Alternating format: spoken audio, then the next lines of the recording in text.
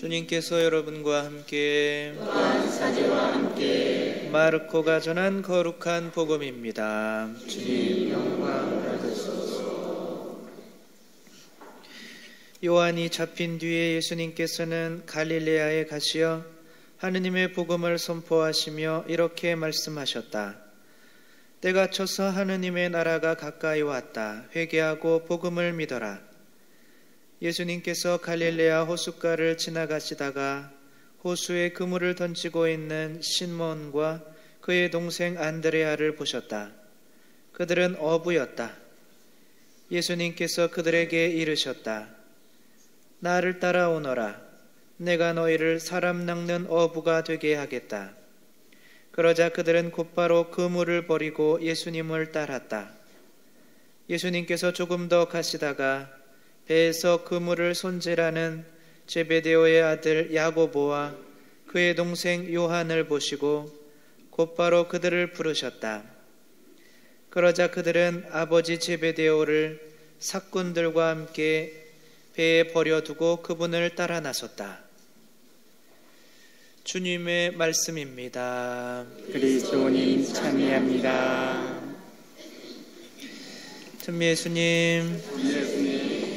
네, 오늘 독서와 복음은 우리를 회개로 부르시는 내용입니다. 회개의 생활하면 회 먹고 개 먹고 하는 거를 저희들은 회개의 생활이라고 유학할 때 그렇게 그냥 농담 삼아 했는데, 아무튼 회개는 지금까지 삶이랑 이렇게 바꿔서 다른 길로 간다, 뭐 그런 뜻이에요.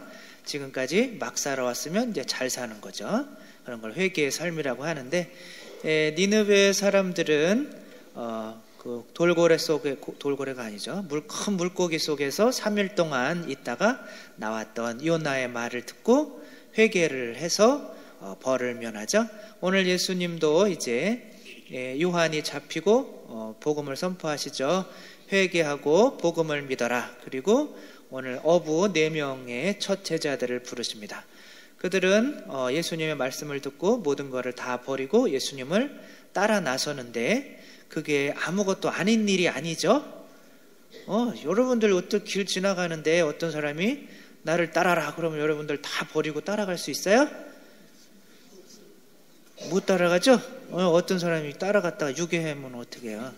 누군지도 모르는데.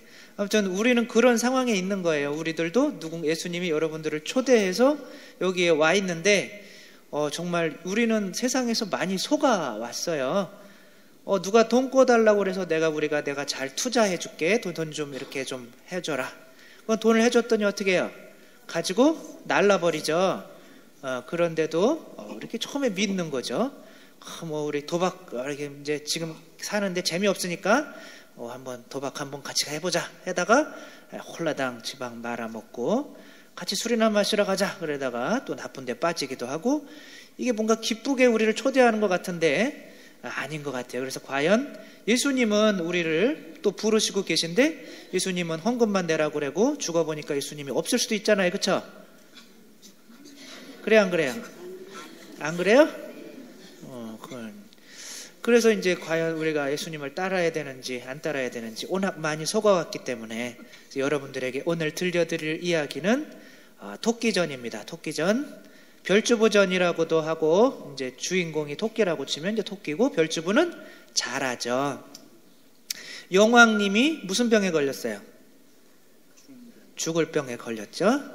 큰 병에 걸려가지고 이제 하늘에서 신선이 내려와가지고 진맥을 합니다. 신선은 진맥을 할 줄 모르면 신선이 아닌 거죠. 그래서 진맥을 해보니까 이거는 죽을 병인데, 이게 병이 나으려면 토끼를 산채로 잡아서 생간을 먹어야 낫습니다. 그래가지고 그때 이렇게 가만히 보니까 이제 자라 한 마리가 이렇게 서기관이었어요. 글 쓰고 있었습니다. 우리로 따지면 9급 공무원입니다. 별거 아닌 사람이에요. 9급 공무원인 이제 별주부한테, 야, 너 가가지고 토끼 한 마리 좀 꼬셔가지고 데리고 와라. 얘는 충신이죠, 정말. 저 토끼한테 뭐라 그래요? 너 여기서 살기 힘들지? 전세비도 요즘 맨날 오르고 밑에 내려가면 미분양된 아파트 엄청 많다.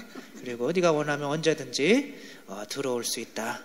뭐 이런 식으로 꼬셔가지고 토끼를 이제 데리고, 토끼가 이제 자기 삶에 어쨌거나 우리들은 만족하면서 사는 사람이 단 한 명도 없어요. 그래서 이제 토끼를 데리고 용궁 안으로 들어왔더니 잔치상이 펼쳐져 있고 용왕님이 기쁘게 맞이하면서 야, 내가 지금 사정이 이렇다. 네가 네 간을 먹어야 되겠는데, 그러면서 이제 이런 얘기를 합니다. 거기 원래 나와 있는 거로는 네가 죄 없는 줄이야 내가 알지만, 네가 죄 없는 줄은 내가 알지만 과인의 한 몸이 너와 달라. 나랑 너랑 이제 차원이 다르다는 거죠. 만일 불행하면 한 나라의 백성과 신하들 보존하기 어려울 줄 너희들 설마 모르겠느냐. 나 하나 살면 많은 사람들이 사는 걸 너희들 모르겠냐.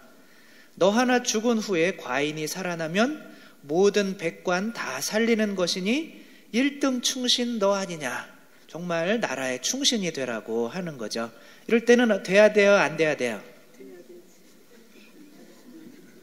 여러분 했잖아요. 저기 학교 다닐 때 가슴에 손 얹어 보세요. 우리는 자랑스러운 태극기 앞에 몸과 마음을 뭔가 마음과 아무튼 생명과 뭐를 다 바쳐 충성을 다할 것을 굳게 다짐합니다. 나라에 충성을 해야 돼요, 안 해야 돼요? 이게 큰일이라는 거예요. 이 토끼전에서는 토끼처럼 살살 빠져나와야 된다는 거예요. 왜 나라를 위해서 우리가 목숨을 바쳐야 되냐, 그거죠. 바쳐야 돼요, 안 바쳐야 돼요? 에? 점점 이상해지죠? 가서 신고하세요.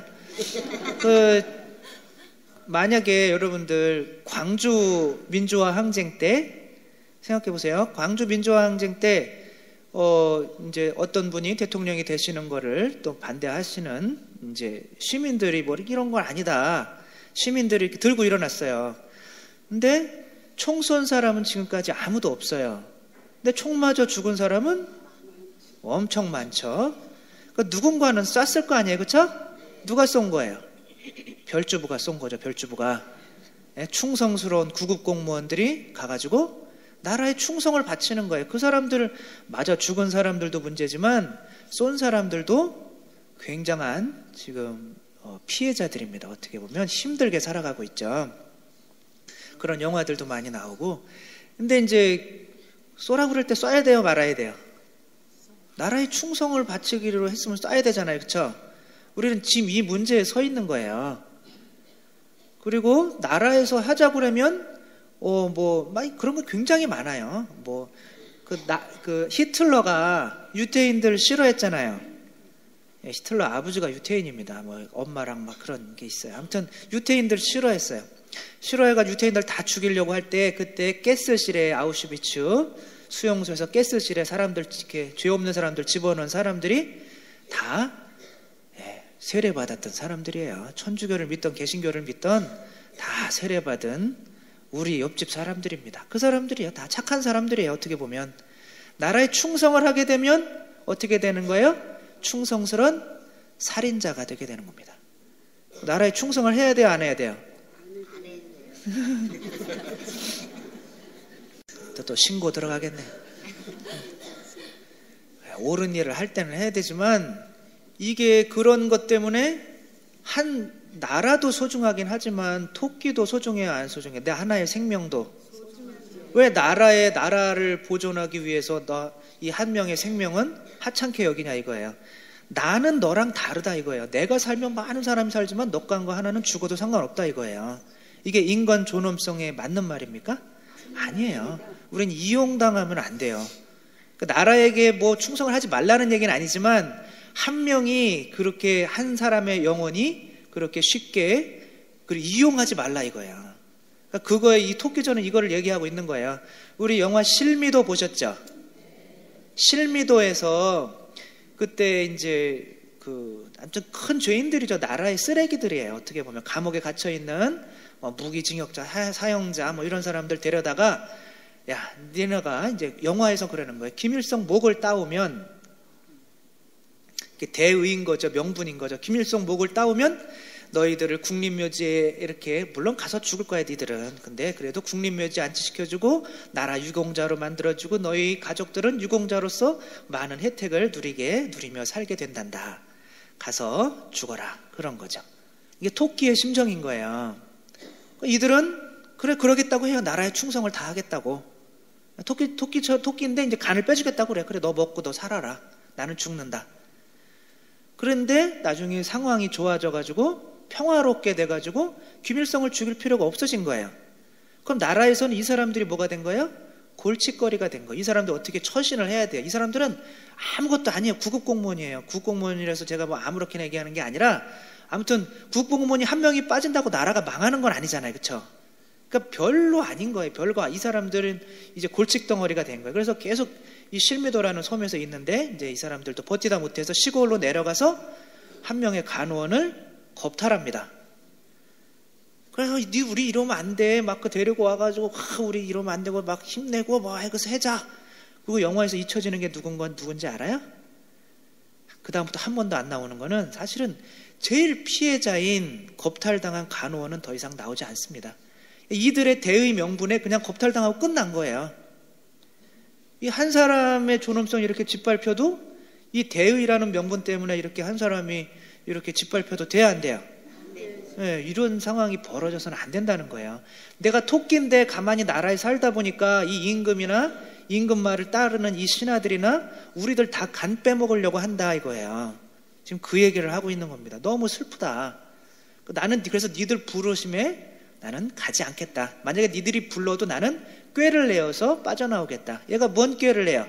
내가 간을 육지에다가 두고 왔습니다. 갈라보려면 갈라보세요.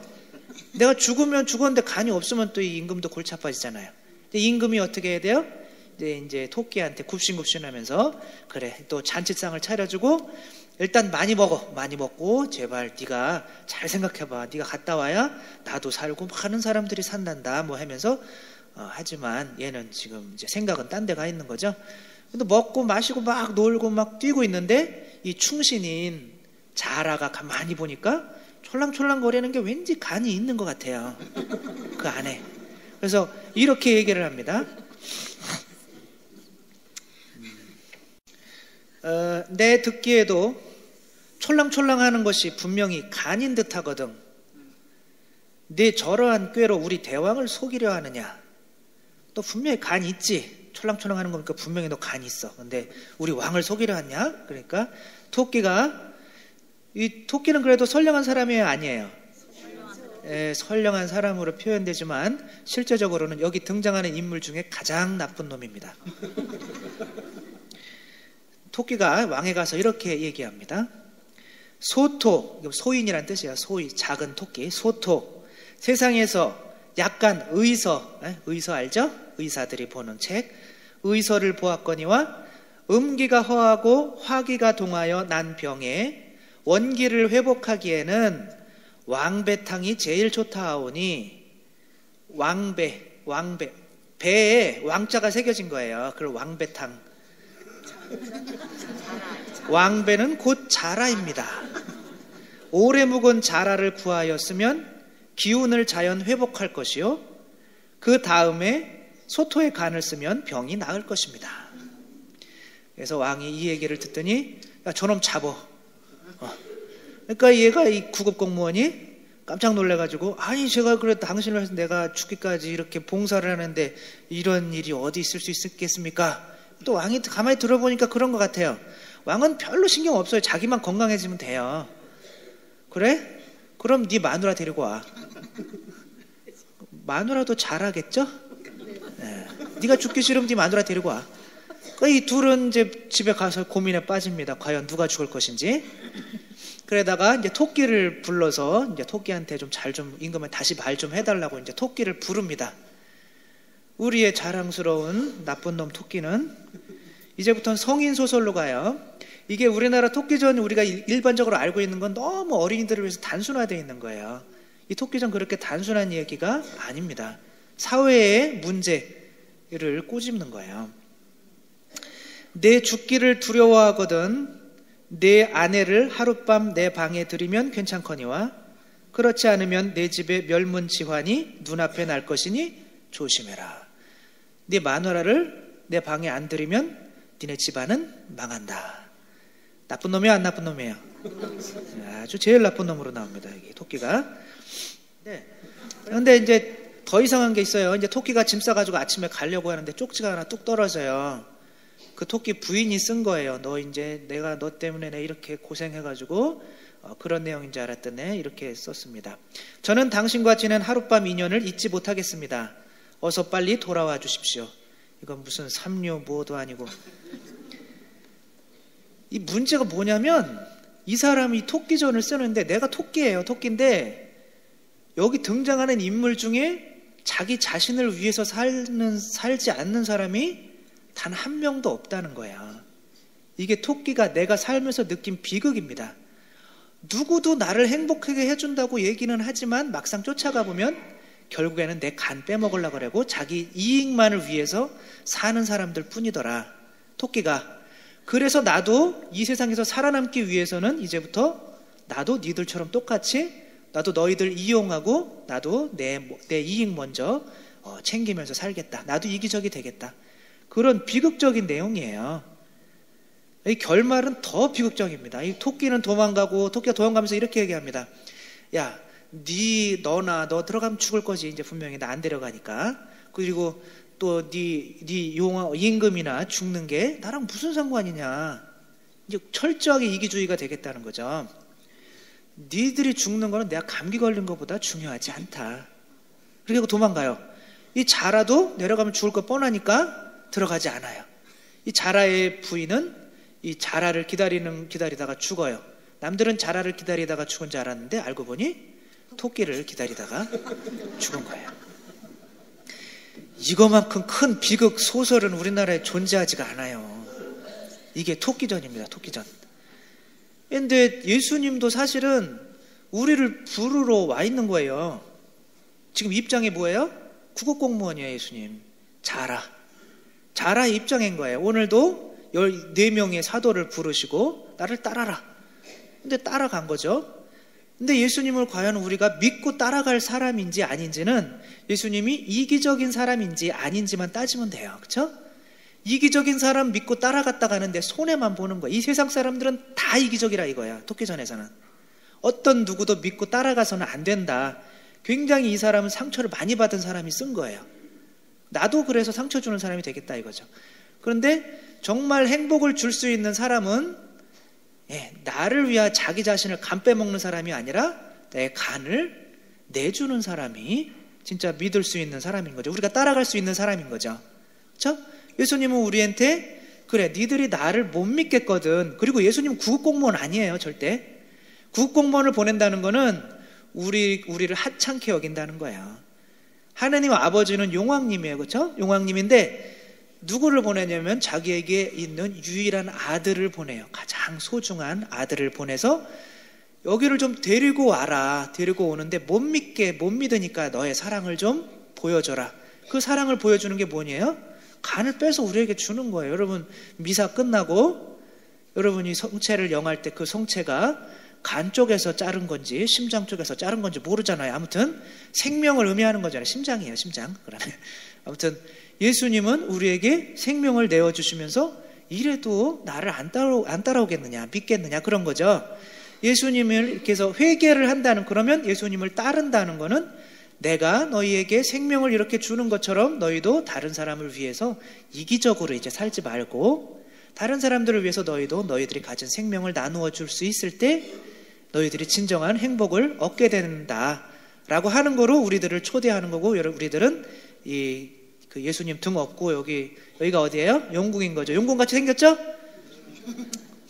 아무튼 이렇게 온 거죠. 그래서 여기에서 와서 이제 이게 내가 이기적으로 사는 것보다 정말 예수님 말씀 듣고 예수님 따라가는 삶이 훨씬 행복하구나. 이게 뭐예요? 회개하고 복음을 믿어라 라고 하는 게 우리 예수님의 부르심에 예수님의 가르침에 이렇게 따라가는 거죠. 예수님은 이기적이지 않고 당신 생명을 우리에게 주는 저 십자가가 우리를 초대하는 거예요. 거북이는 아니시지만 아무튼 우리를 이렇게 초대하고 계신 거죠. 우리 예수님께 이 초대하는 거에 보통 다른 사람들이 자기 자신을 어떤 누구도 우리를 하느님이 내려오시고 또 하느님 직접 우리를 위해서 십자가에 저렇게 죽으시면서 당신 나라로 초대하는 거는 소설로도 없어요. 인간이 감히 상상할 수도 없는 거였습니다.